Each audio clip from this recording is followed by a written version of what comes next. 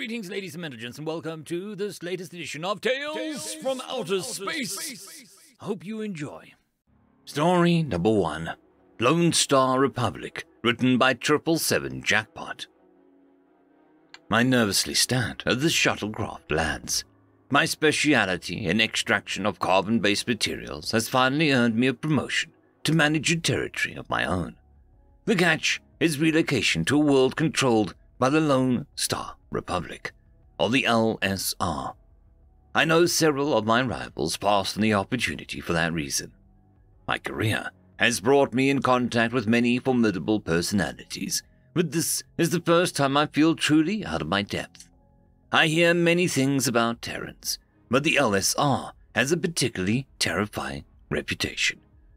The rest of the galaxy already considers Terrans ultimate warriors prone to overkill, and apparently Terrans feel the same way about the LSR. And that is why the LSR's independence charter includes conditions for a military alliance with the Terrans. I do not quite know what to expect, but I know to stay on my guard. Right as I enter the shuttleport, I cannot help but notice the gigantic sign reading, "Welcome, y'all!" and the flags everywhere.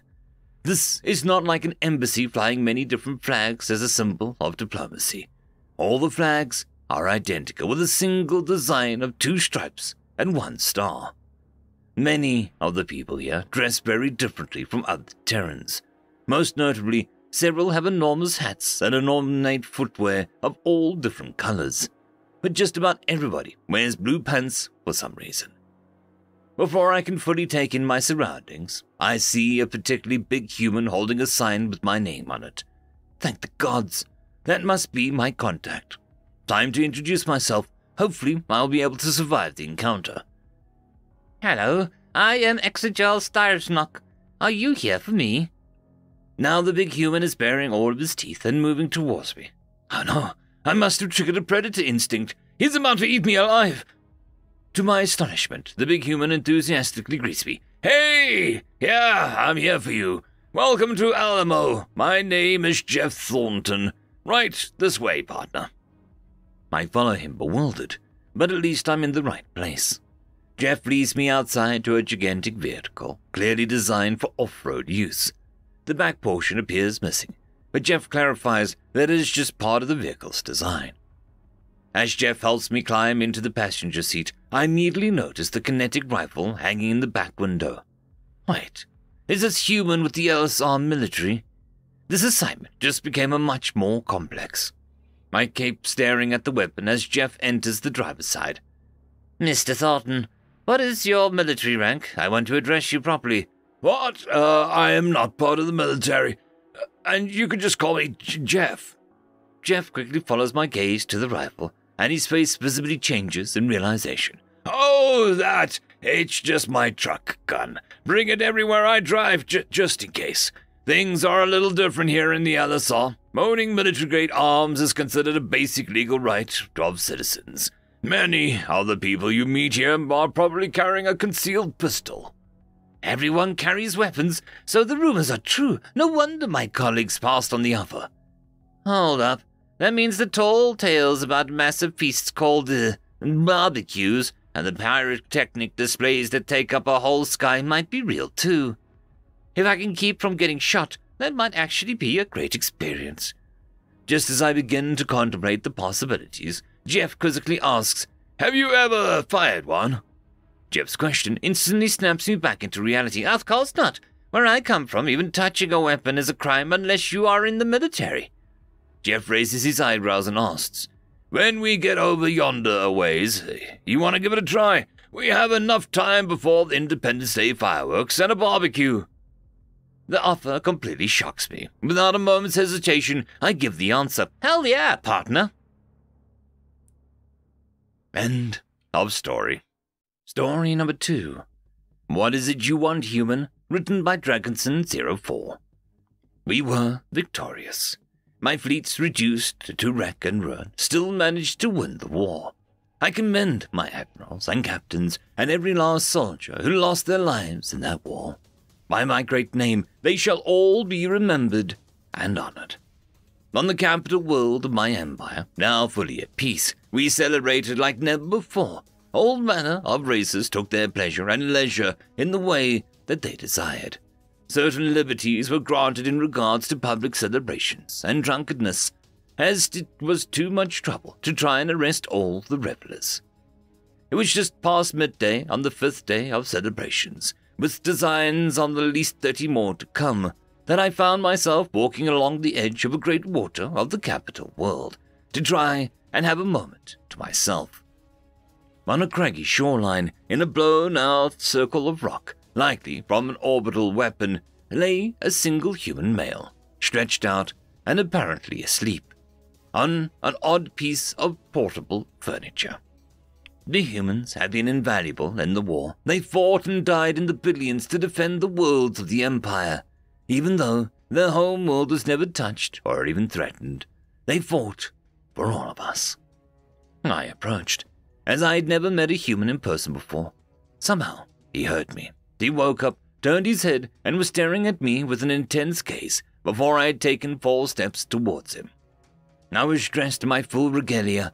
No one in the Empire would have failed to bow to me. But this human stayed where he was, his head lazily rolled back to facing the water, completely unimpressed. I walked around the portable furniture and stood next to his left side, as was proper when honoring another. "Human," I said loudly. The human grunted. "You fought in the war, yes?" I questioned. It was all he replied, but it sounded like an affirmation. "I am Grand Emperor Zelthan the Magnificent. I grant you a boon as a survivor of the war and as a human. Make your wish known, and it shall be. I promise to remember and honor all the soldiers of the war, and you seem to be a good example of humanity to start with." The human exhaled from his nose, as if he was annoyed. My only wish, Your Imperial Majesty, is that you take 5 steps to your right. You're blocking my sunlight." End of story. Story number 3. A Thesis on Galactic Weaponry, written by Flaming Raven. There are many forms of weaponry that have been categorized in our galaxy, from the primitive guns that use explosives to propel projectiles, to the advanced atomizers of the Eleni. But my thesis is on the most brutal and barbaric kind of weaponry that our galaxy has ever seen in its history. I am, of course, talking about the weapons of the Terrans, or humans, as they prefer. Terran weapons started as most other civilizations did, with sticks, rocks, and sharp pieces of metal. They utilized firearms all through their history, much like any other Senate race. But unlike the Eleni, who focused on weaponizing physics, unlike the Cax, who focused on their own biological weaponry, such as the Cax biorifle, even my people, the Yunari, developed energy weapons that fired plasma. The Terrans focused on something else. They believed that there was 3 central laws to physics.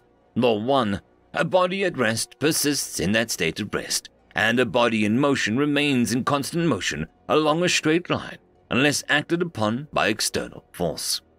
Law 2, a body's acceleration is directly proportional to the force exerted on it and is in the same direction as the force. Law 3, to every action there is an equal and opposite reaction. So, in the void of space, their original propellant for their weaponry was ineffective. We all know their solution. We saw this solution during the Soul War, as the Terrans call it.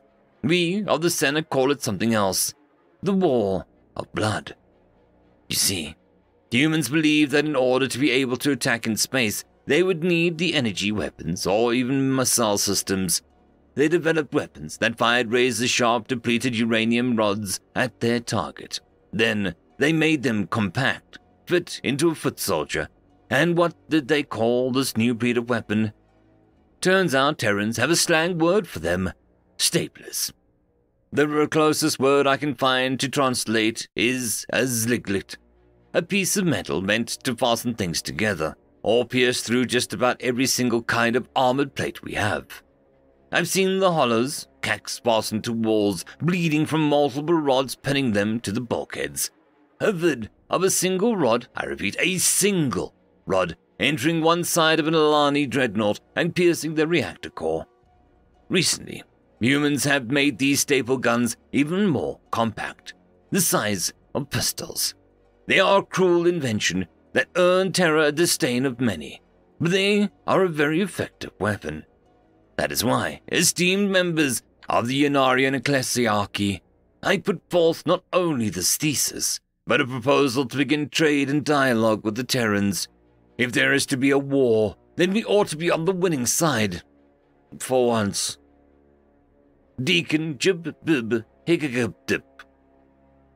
End of story.